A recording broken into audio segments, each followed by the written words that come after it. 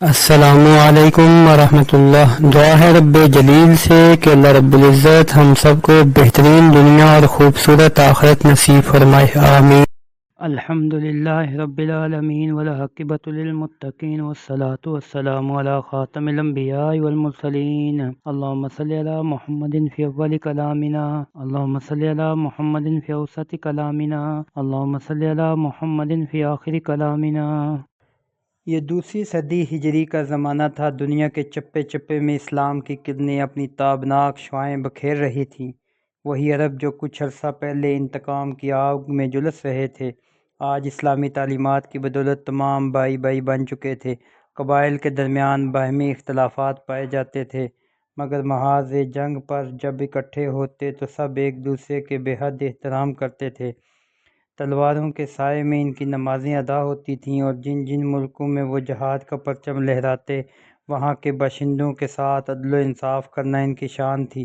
دوسری جانب مسلمان مبلغین بھی دعوت و تبلیغ کا کام جاری رکھے ہوئے تھے، چنانچہ دیکھتے ہی دیکھتے مسلمانوں کی تعداد میں بے تحاشا اضافہ ہونے لگا۔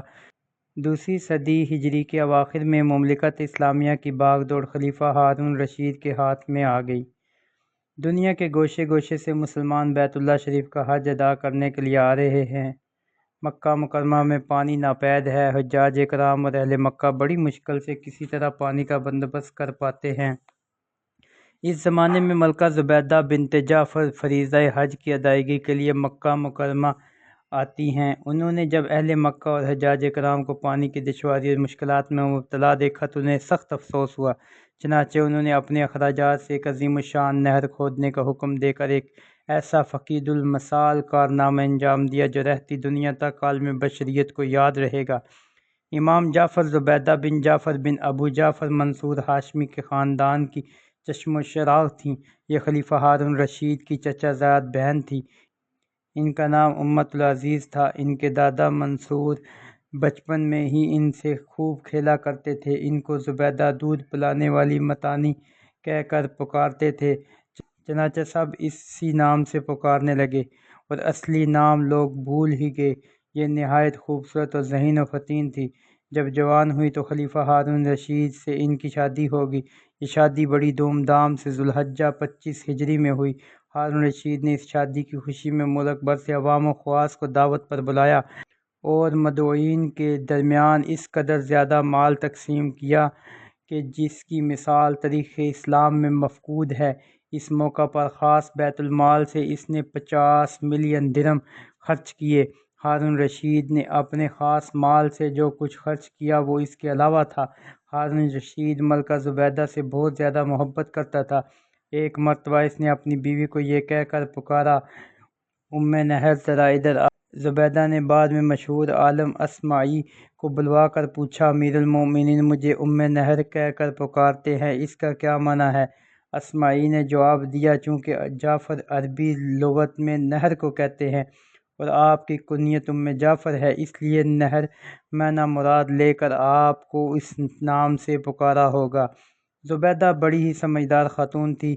حاشیہ برداروں کے کہنے پر کبھی فوری فیصلہ نہیں کرتی تھی۔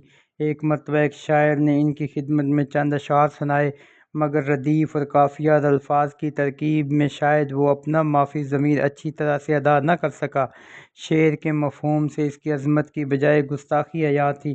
چشم و خدام نے شاعر کی عبارت کو ملکہ کی بے ادبی پر محمول کیا اور اس کو گرفتار کرنا چاہا، مگر ملکہ نے ان سے کہہ دیا، اس کو نظر انداز کر دو، کیونکہ جس کی نیت اچھی بات کہنے کی ہو مگر اس سے لغزش ہو جائے، ایسا شخص اس آدمی سے بہتر ہے جس کی نیت بری ہو مگر وہ اچھی بات کہہ جائے۔ ملکہ زبیدہ کی خدمت میں 100 نوکرانیاں تھیں جنہیں قرآن کریم یاد تھا۔ وہ ہر وقت قرآن پاک کی تلاوت کرتی تھیں۔ ان کے محل میں قرات کی گنگناہٹ شہد کی مکھیوں کی بنبناہٹ کی طرح آتی رہتی تھی۔ زبیدہ نے پانی کی قلت کے سبب حجاج کرام اور اہل مکہ کو درپیش مشکلات اور دشواریوں کا اپنی آنکھوں سے مشاہدہ کیا، تو انہوں نے مکہ میں ایک نہر بنانے کا ارادہ کیا۔ اس سے پہلے بھی وہ مکہ والوں کو بہت زیادہ مال سے نوازتی رہتی تھی، اور حج و عمرہ کے لیے مکہ آنے والوں کے ساتھ اس کا سلوک بے حد فیاضانہ تھا۔ اب نہر کی کھدائی کا منصوبہ سامنے آیا تو مختلف علاقوں سے ماہرین انجینئر بلوائے گئے۔ مکہ مکرمہ سے 35 کلومیٹر شمال مشرق میں وادی حنین کے جبال طاد سے نہر نکالنے کا پروگرام بنایا گیا۔ اس نہر میں ایک نہر جس کا پانی جبال کرا سے وادی نعمان کی طرف جا رہا تھا، اسے بھی نہر زبیدہ میں شامل کر لیا گیا۔ یہ مقام عرفات سے 12 کلومیٹر جنوب مشرق میں واقع تھا۔ علاوہ ازیں مینا کے جنوب میں صحرا کے مقام پر ایک تالاب نہر زبیدہ کے نام سے تھا، جس میں بارش کا پانی جمع کیا جاتا تھا۔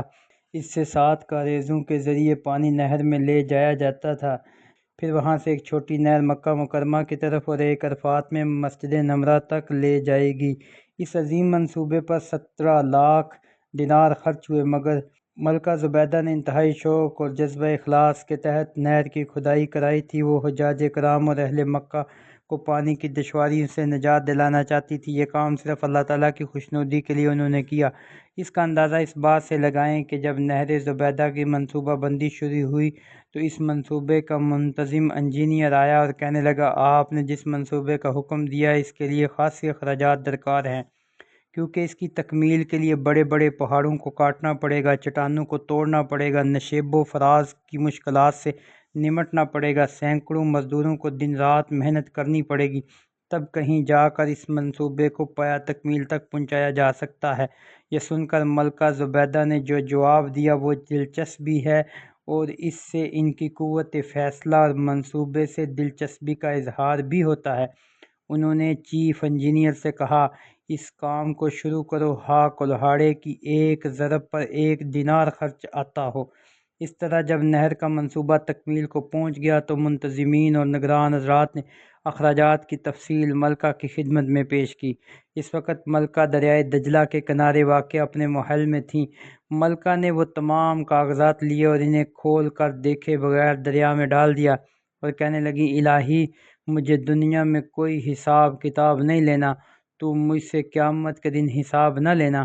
ملکہ زبیدہ نے یہ عظیم الشان کام انجام دے کر حجاج کرام اور باشندگان مکہ مکرمہ کو پانی کی قلت کے سبب درپیش مشکلات کا مسئلہ حل کر دیا۔ اللہ تعالیٰ اس نہر کو ان کے حق میں صدقہ جاریہ بنائے۔ ان کی وفات بغداد میں جمادی الاولیٰ سن 216 ہجری میں ہوئی۔